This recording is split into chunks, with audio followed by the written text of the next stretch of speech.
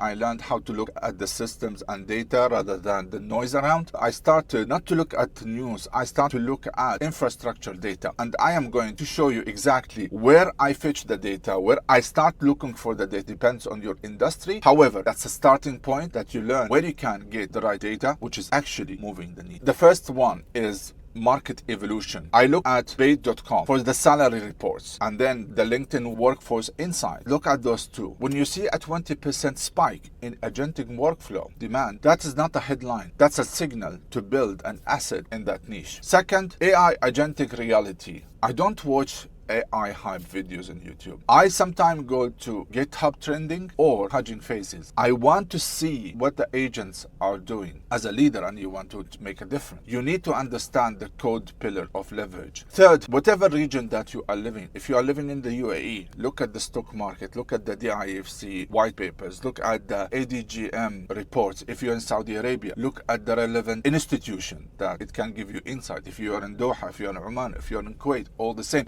If you want to expand more, then you have the Bloombergs. That will give you a bigger insight of how the economy move around. I want you to look at your browser history for the last 24 hours. How much of that was passive consumption of news that you cannot control?